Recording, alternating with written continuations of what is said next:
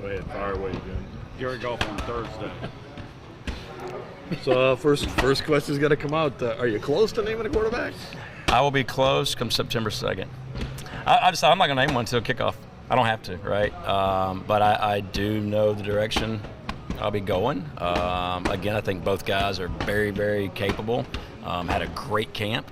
But I've talked to both of them already, and we have our game plan on attack of it. But no point in it right now. We don't have to. Do you anticipate playing both?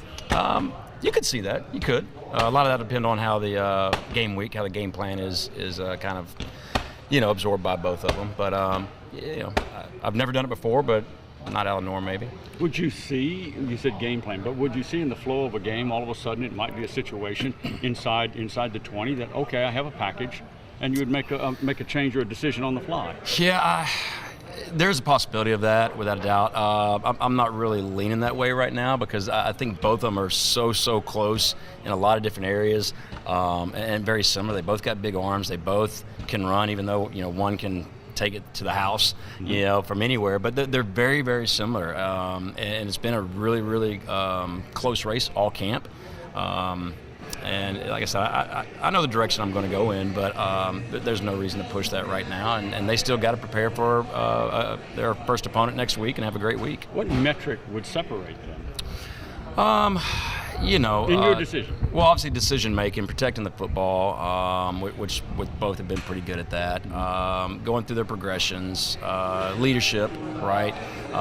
Who the team's going to rally around, which, again, I think the margin between the two is so small. It has been a very difficult decision for us, but we're comfortable in the direction we're going. I think we're head and shoulders in a better place than we were a year ago with our quarterback situation. So it should be a lot of fun. What about your receivers? Yeah.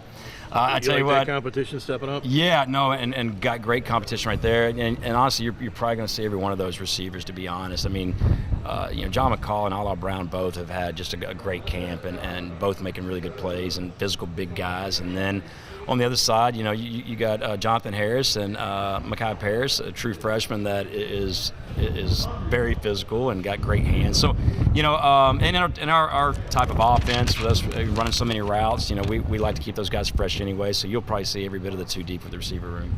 How's the running backs? Are they healthy? Yeah.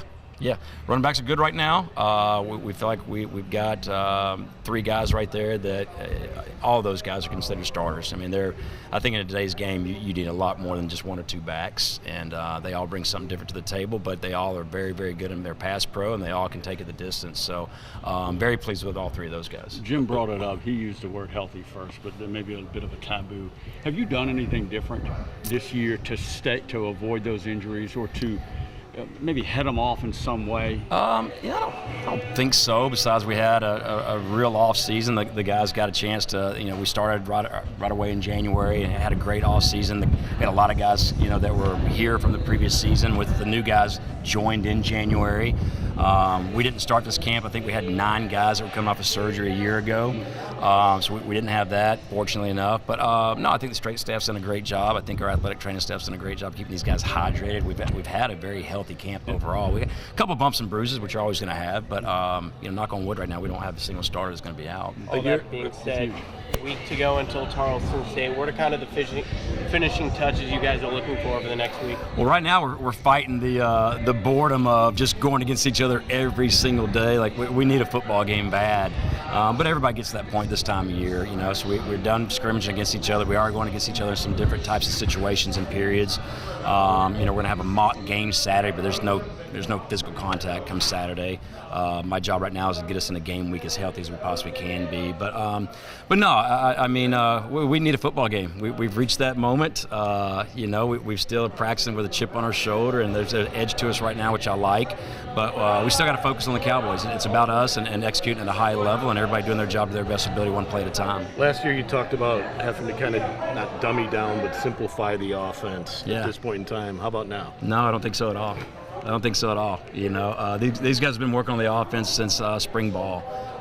So I'm very comfortable where we're at offensively and defensively. Obviously we got a lot of new players on the roster right now, but a little bit different than a year ago. These players joined us in January, not in June.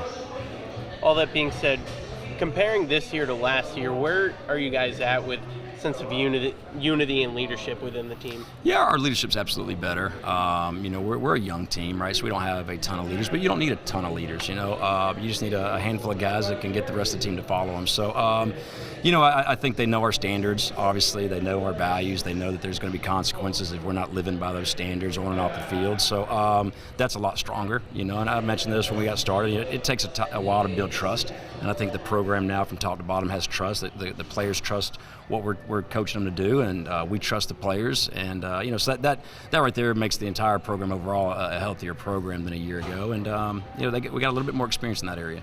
Go ahead. No, go ahead. Have you seen select players come to the fore from that leadership standpoint to hold the other guys more accountable on the field and in the locker room, and really saying, okay, that's not our standard? Yeah, our tag holders, they're our tag holders for a reason. That's our captains per se. Those guys have kind of they live by the tough attitude, discipline, our values. And D'Angelo Durham is one that just jumps off at you because football was taken away from him a year ago with the injury, and he got to kind of sit back and take it all in as to I see what some of these coaches are talking about. Little Johnny might be over here doing something that he's not supposed to be, and they got to take away from coaching to handle that. So, from day one, he's been like, Coach, this group of us, we can handle these things that the players should be handling, so that way y'all don't have to worry about it. So I think absolutely D'Angelo Durham, and there's a handful of others too, but that tag holder group they've been mission driven from the time we got back in January. Anybody stood out on defense that surprised you at all? Well, I'll tell you what, Macy Lewis on the defense line has had a great camp, and he was a redshirt freshman for a year ago. He's probably gained 30, 35 pounds, but he has been very, very solid on that defensive line. And, of course, Micah Davey. I think Mike's going to have a breakout year at that linebacker position. And on the back end, to the newcomers, Levi Wyatt, and then Javon Davis is another guy that played last year as a freshman. So he's extremely confident and a really good DB. You're going to see a lot of him. So, as some of these guys were forced into playing last year, I think that experience has carried them a lot farther in this offseason. They kind of know the expectations as well and how difficult winning a football game is.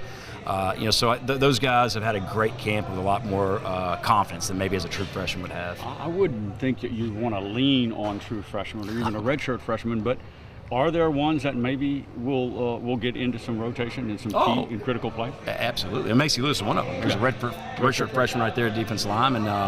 Waylon Williams is another defensive lineman that is a real young guy that played a lot of snaps last year, but we expect him to take that next step. Kai Paris, he's a true freshman receiver that has had a great camp. You watch him practice and watch him play, and you think he's a junior. Now he's not perfect. He's got a lot of stuff to improve on, but we're gonna have to lean on some young guys. We're a young football team. There's no way around that. We got 6 guys now that are going to lose their eligibility when the season's over. So a healthy roster, you want to have about 20, 25 seniors every year, and we're not at that point yet. But I'm okay with that. The team has had a great camp, and I'm excited to watch them play.